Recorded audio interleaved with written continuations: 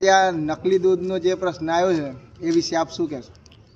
બહુ જબરજસ્ત પ્રશ્ન ગઈકાલથી ઉઠ્યો. આમ તો અમારા યુવા નેતા યુવરાજસિંહ મારફતે ગઈકાલે વિસાવદરની બાજુમાં રહેલા જેતપુર, ખાસ કરીને હનુમાન ખીજડીયા કહીને એક ગામ, અને ગામની અંદર એક બકરી પણ નથી, અને છતાં પણ ત્યાંથી ટેન્કરોના ટેન્કરોનું દૂધ ઉત્પાદન થાય. 10,000 લીટર ક્વોન્ટિટીની અંદર આ દૂધ.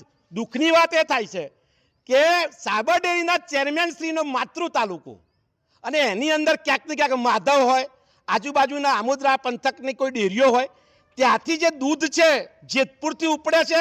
ચોક્કસ ટેન્કરનો નંબર છે, 3 મહિનાના લોકેશન, જેને કહેવાય કે ચેલેન્જ કરવાની અમે અહીંયા ચેલેન્જ કરીએ છીએ કે એનું લોકેશન ટ્રેસ કરવામાં આવે. જે વિડીયોમાં વાયરલ થયું છે ટેન્કર, એ ટેન્કર સતત ડુપ્લિકેટ દૂધ કે જેની અંદર યુરિયા, પામ તેલ અને શેમ્પુ, જે માથામાં નાખવાનું જે શેમ્પુ છે એનો રફ ઉપયોગ થયો છે. આ જોતા એવું લાગે છે કે સંવેદનશીલતાની ક્યાંક ને ક્યાંક જે ભાજપ સરકાર વાત કરે છે અને ક્યાંક સહકારી ક્ષેત્રની અંદર મેન્ડેટ પ્રથા લાવી છે, તો માનનીય પ્રધાનમંત્રીશ્રીથી માંડી સીએમ સુધી, કૃષિ મંત્રીશ્રી અને સાબરડીના ચેરમેનશ્રીને કહીએ છીએ કે તમારે દુધારા પશુઓ ઓછા પડતા હોય તો હજી કંઈક નવો પ્રયોગ કરો, પણ લોકોના આરોગ્ય સાથે ચેડા કરવાનું બંધ કરી દો. બાકી હું તો એટલા સુધી કહીશું કે શા માટે આજે તમે ડુપ્લિકેટ દૂધ પીવડાવો છો, એ વ્યક્તિ 5 વર્ષે 7 વર્ષે ક્યાંક ને ક્યાંક આ દૂધનો ભોગ બની અને મૃત્યુ પામે છે. શા માટે તમારા ઉપર મર્ડર એટેમ્પ્ટ 109/2 BNS કલમની જોગવાઈ ના હોવી જોઈએ? તમે લોકોને મજબૂર કર્યા છે.